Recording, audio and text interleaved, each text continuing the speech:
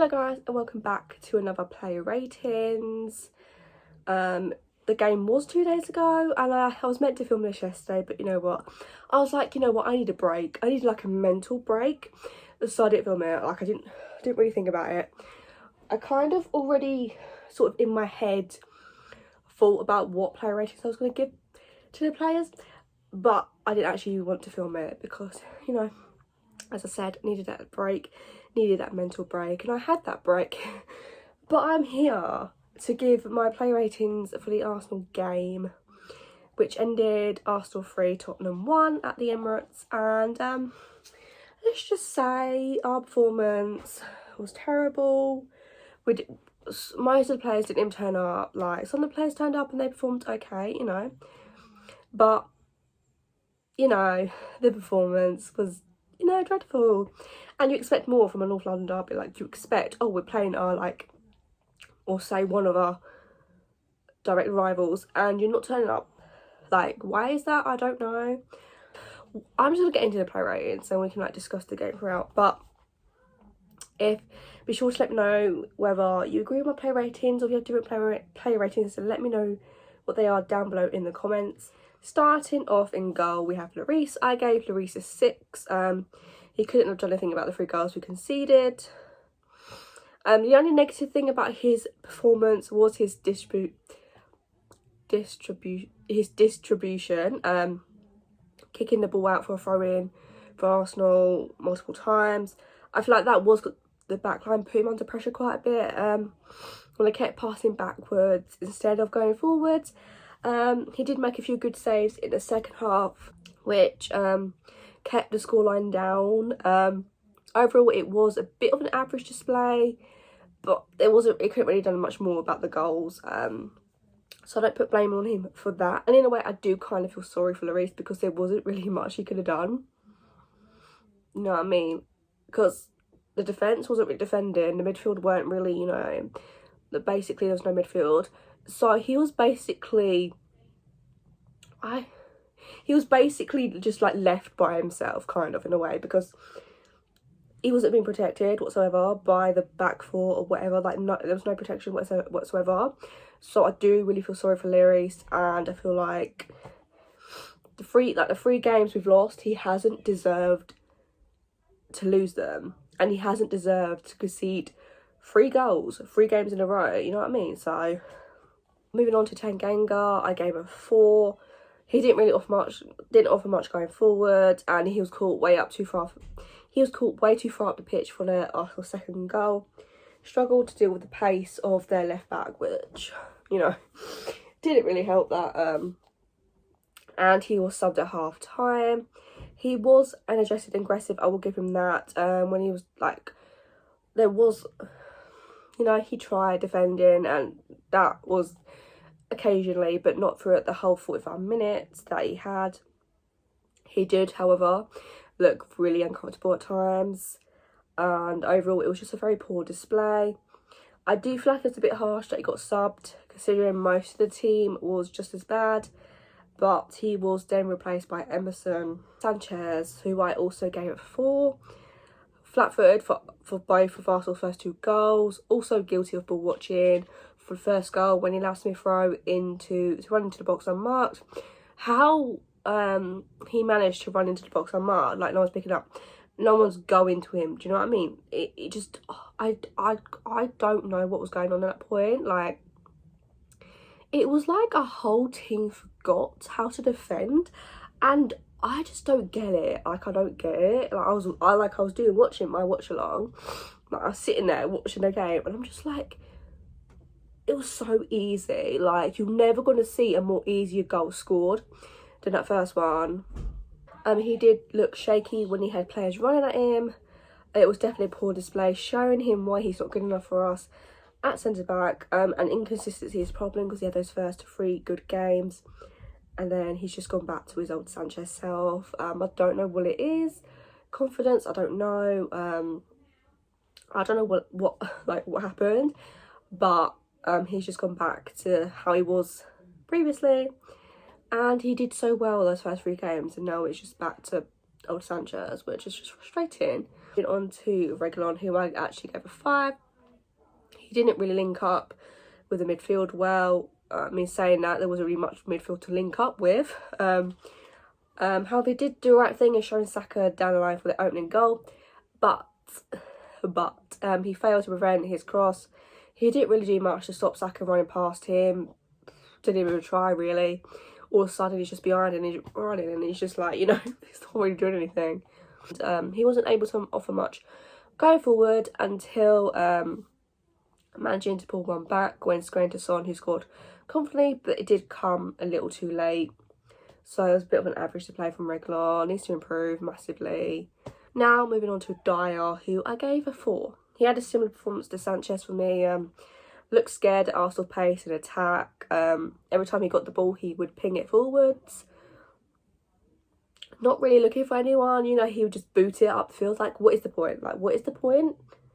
Like, if you're not directly balled at someone, then what is the point? Because it always landed to an Arsenal player and then wheeled back on the back foot again. And Arsenal coming forward, you know, it just didn't make sense why I was doing that. And he was just never trying to find someone in midfield, which just didn't make sense to me. Like, don't constantly go long. Play it short. Play through Arsenal, you know what I mean? It's just frustrating. And other than a few good passes throughout the game, he was a bit dreadful, to be honest. No leadership within the back line and was too flat-footed for all the 3 goals. Could have done much more. I don't know what he was thinking. I don't know what happened. Did he forget he was a centre-back? Did he forget, oh, I've got to defend this? I don't know. And I've been impressed with Dyer. People might think, what the hell you talk about? But for those like first 3 games, he had a good partnership with Sanchez.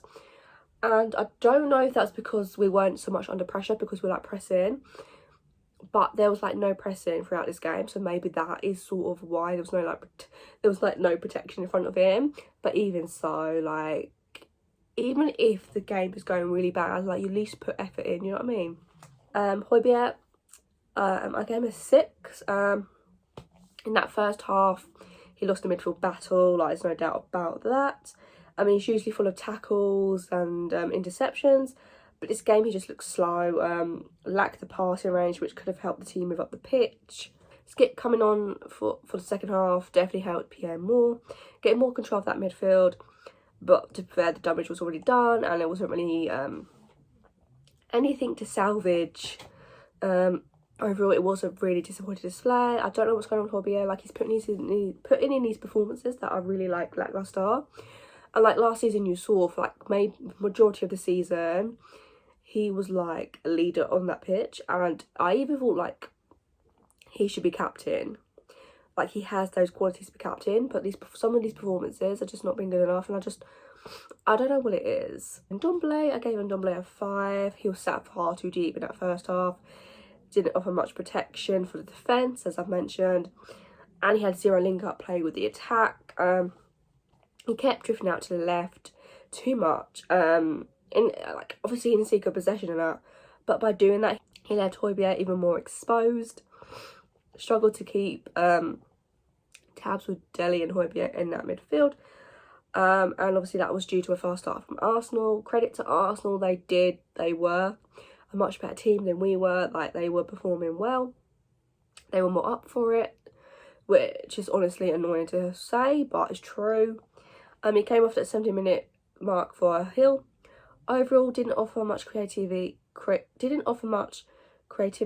and it was a really poor performance. Obviously, he didn't really do what Ndombele does, and the ball, not being able to get the ball off him, but they managed to shackle him quite easy.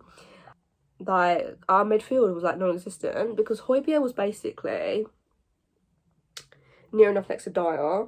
Dele was like over this side, like on the right, like towards the right, and then Ndombele was like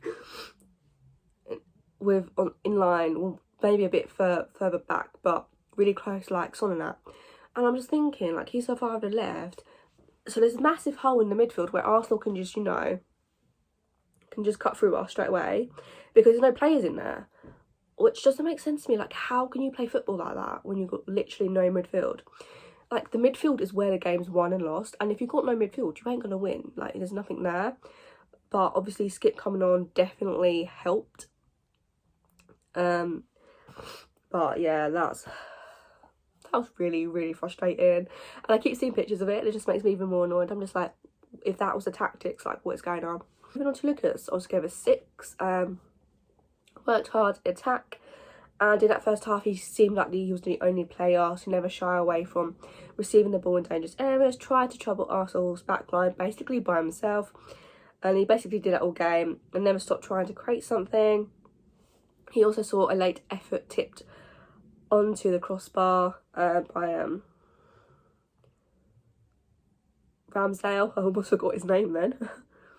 It was a good display from Mora, and you can never doubt he will always give 100% for the shirt.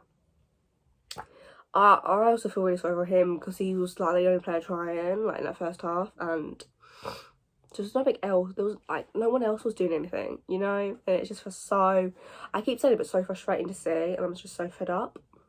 Moving on to Delhi, I gave him a 4. He was barely involved going forward, to be honest, and he wasn't aggressive enough in that midfield, considering there wasn't a midfield, but he was part of that 3. Obviously when Arsenal attacked, wasn't aggressive enough, wasn't making any tackles, interceptions, whatever. He definitely got outplayed by Arsenal's midfield, and he hardly got a touch on the ball. I can't remember a thing that he did, like, effectively, but I mean, he was trying, I'll give him that. Trying to get involved, but was unlucky in that aspect. Subbed at half time for Skip, which I do feel like was the right decision. I definitely feel like we needed Skip in that game. And to begin with, the starting lineup, like, I wasn't annoyed by it. Like, it wouldn't have been so bad, I don't think, if the whole team was given 100%. But considering the performance that we saw in that first half, that's when you know it's become a problem. Like, if you're not getting 100%, then I don't know why. I don't get it. Moving on to Son. Now, this rating might surprise some people. I don't know, but I'm just going off what I think. So I gave Son a 7. Obviously, he scored that late goal, which gave us a bit of hope, but it did come too late to mount any type of comeback. In the first half, he struggled to get the better of Thomas Su. I think that's how you pronounce his name, but don't come up if he's not, but I don't know. During the first half, obviously his performance did, however, improve in the second half. He was trying to make his usual runs and make stuff happen for the team going forward, but to no avail. Obviously, in the last 10 minutes of the game, he was trying to motivate the team to keep going for it. And to be honest, I do feel sorry for him, really sorry for him, because you can see how much he cares compared to some other players that just didn't seem too bothered, which, again, is so annoying, so frustrating, and I just don't get it. Moving on to the last player of the starting 11, Kane. I gave him a 4. I don't even know where to like begin with Kane, because I don't know what's going on with him. I don't know. Obviously he's had such a poor start to the season, like we all see that. In this game, a bit anomalous really. He didn't offer that much going forward, even though he did have 5 shots but only 1 on target. Should have scored, and to be fair, he probably should have had a penalty early on during the second half, which we know could have completely changed that game, especially how early on it was, like 56 minutes or something. He is trying, like you can see that, but he needs to offer much more throughout the game. I mean, I don't know if it's subconsciously like the performances are happening, because I don't think it is. I don't think it's that he doesn't care.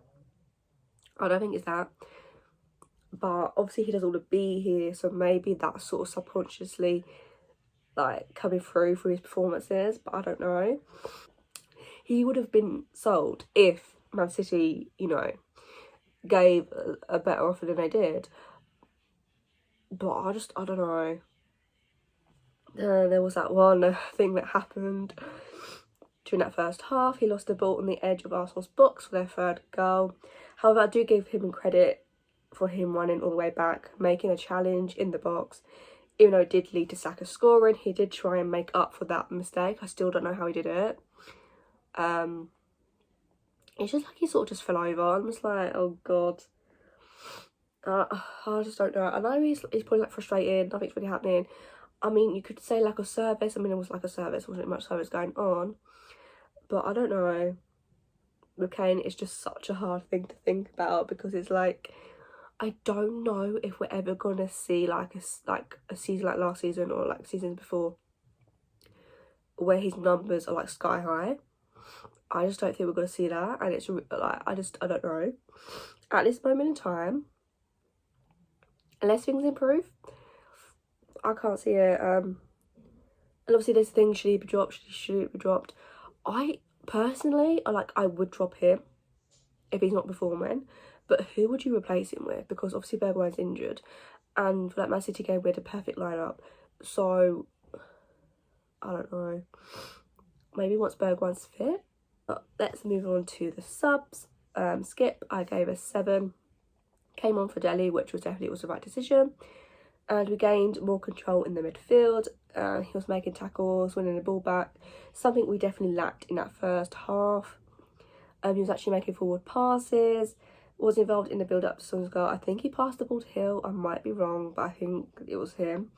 Who managed to get a good ball to Reguilon, which was amazing ball. I still don't know how he managed that, because he sort of like also had to stretch for it. But anyways, for me, Skip needs to start all games, and we definitely missed his aggressiveness in that first half. And overall from Skip, for the 45 minutes was on the pitch, was a great display. Moving on to Emerson, I gave a 5. He replaced Tanganga at half time. He offered a little more going forward, but he still failed to impress, really. He kept giving away these needless free kicks, which just helped Arsenal slow the game down, and time waste. So other than that, he didn't really offer much, but he did help stop Arsenal from, making attacks and stuff. So credit there, but he definitely needs to improve. I'm willing to give him time, because he's only it's his first season at the club, so you have to give him time. But I just hope to see improvements. Moving on to the last sub, Hill, I gave a 7 as well. Came on with like 20 minutes to go. He won the ball in the build up to Son's goal with a lovely pass to Reguilon, which I mentioned. Offered more in the 20 minutes than some players who did in the 90. Overall, it was a lively cameo, and he deserves to start next game. I want to see him start against Aston Villa, like maybe against who I can't remember the team we played Thursday, but definitely for the Aston Villa game, we're definitely going to need him. Who he comes in for, I don't know, maybe Delhi, maybe you have to drop Delhi, I don't know. We just need to mix up, like give it a try, like if it doesn't work, it doesn't work. But if you give him a chance, I'm sure he'll impress like he has. Like if he can impress in 20 minutes and be better than a place that played 90 minutes, then you've got to take a risk. You've got to do something different, because at this moment in time, lack of creation, lack of desire to play, like it just doesn't make sense. So give him a chance, that's all I'm saying. Now moving on to Nuno. This is going to be fun. Because obviously I've been quite defensive, I've been defending quite a lot. I'm not going to rant and rave, that's not what I'm going to do. But with Nuno, I did give him a 4. So I'm going to be completely honest, and just say that with the lineup, I wasn't annoyed, I wasn't.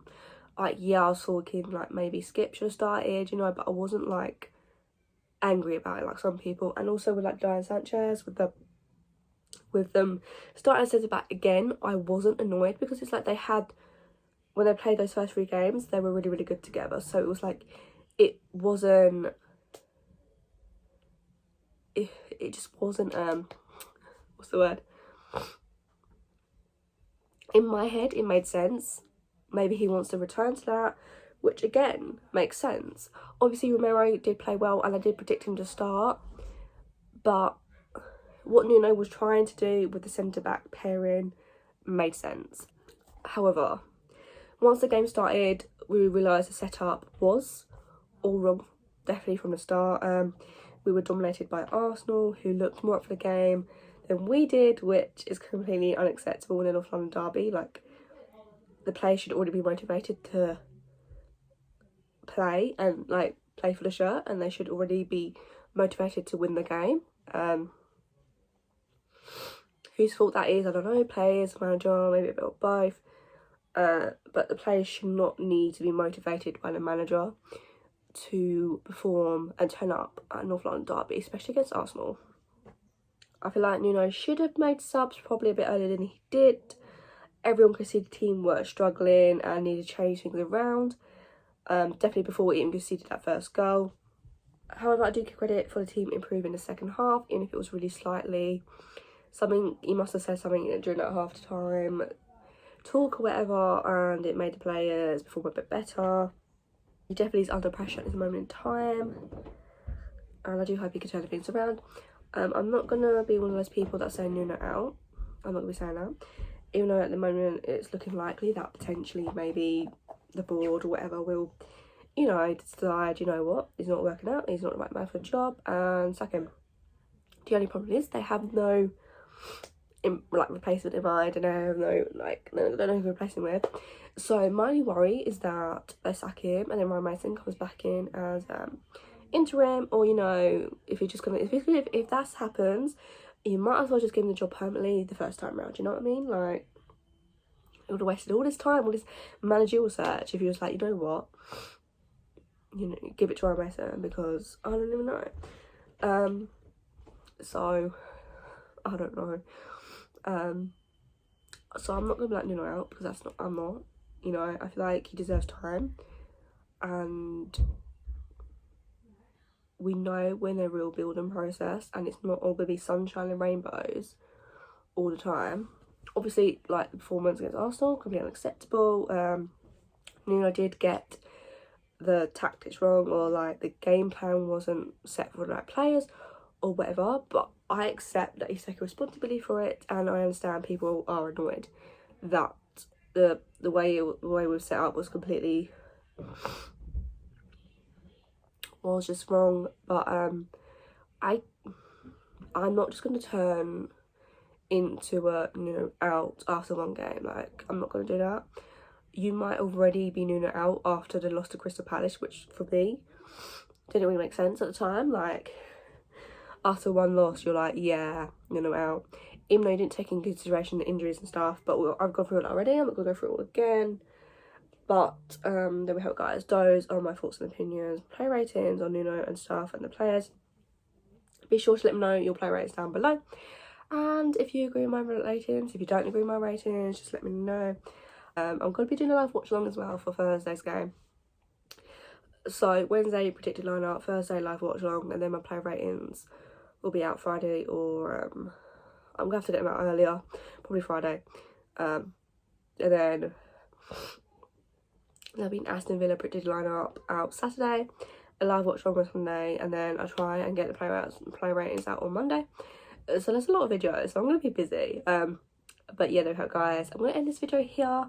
I really do hope you enjoyed it, and I will see you guys tomorrow with a brand new video. Bye, guys.